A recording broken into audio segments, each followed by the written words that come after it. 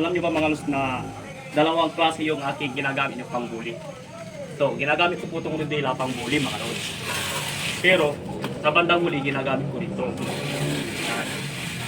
Ang kinaganda po nito mga lods ay maganda yung pagkaka-finish ng ating palitada, yung pagkaka-finish po. Ayan.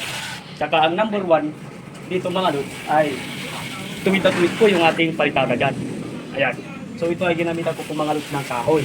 Pinang-finish ko po ito, pinang-bara. Tsaka pinang-buli. Ayan. Ito po yung ating rodela mga lods. Ayan. Kung mapapansin nyo, ginamitan ko po na. Ayan o. Ayan.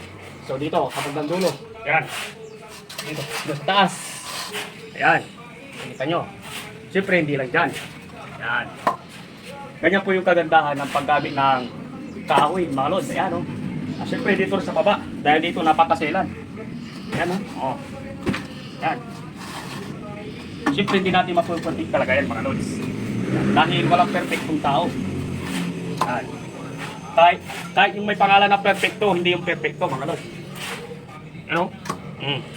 So bali dito hindi pa ito nabuli. Bubulihin ko pa ito mga lods.